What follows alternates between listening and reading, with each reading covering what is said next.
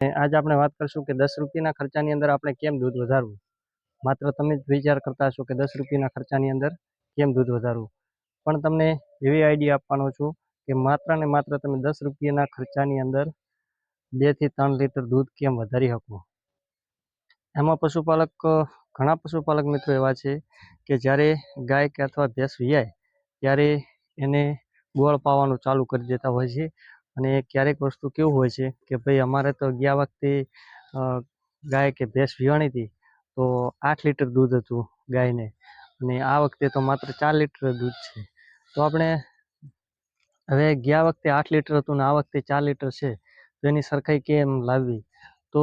તમે વિડીયોની અંદર બન્યા રહેજો, એટલે તમને થોડીક માહિતી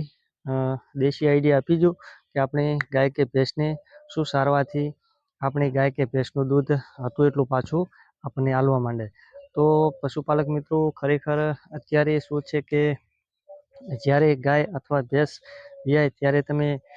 ગાયને કે ભેંસને જ્યારે કેલ્શિયમનું ડબલું આપતા હોય છો, ક્યારેક ક્યારેક એક ડબલું આપી દઈએ, કારણ કે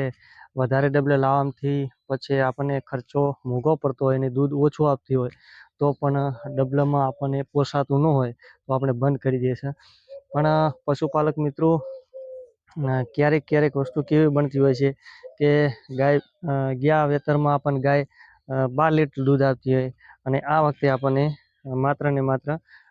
8 થી 7 લીટર આપતી હોય। તો હવે દૂધ આપણે કેમ વધારવું અને 10 રૂપિયાના ખર્ચાની અંદર, તો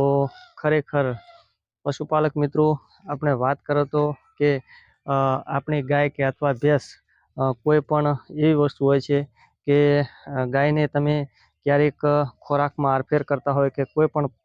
પ્રોબ્લેમ થતો હોય તો પણ તમારી ગાય કે ભેંસ દૂધ કાપી નાખતી હોય છે। પણ આપણે 10 રૂપિયાના ખર્ચાની અંદર કેમ દૂધ વધારવું અને એ માત્ર તમારે કેટલો ટાઈમ દેવાનું રહેશે, અને એમાંય દેશી ફોર્મ્યુલા છે અને ઘરે બેઠા તમે દૂધ વધારી શકો। તો પશુપાલક મિત્રો આપણે કરવાની વસ્તુ એ રહેશે કે જે આપણે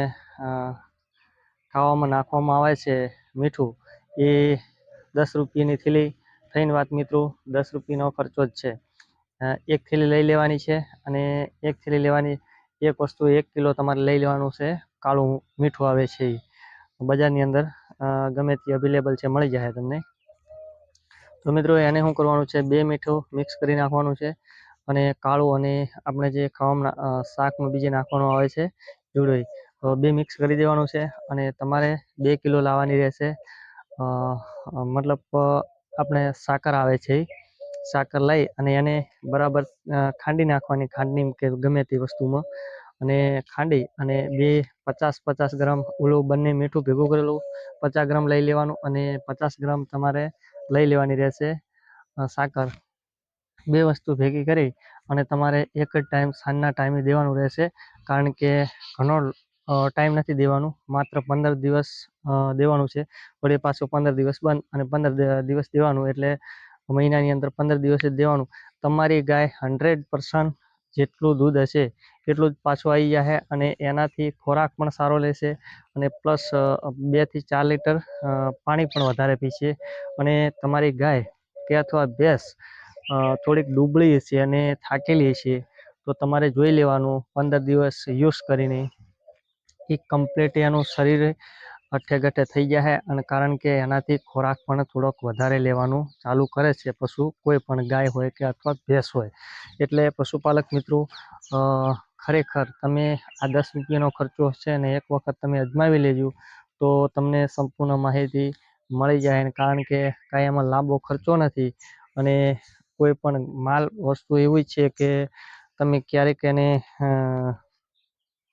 સોડા આવે છે, કારણ કે જે મીઠો સોડા આવે છે સોડા તમે પાતા રહેજો, કારણ કે ક્યારેક ક્યારેક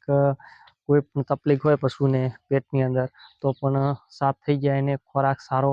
લેવા માંડે। એટલે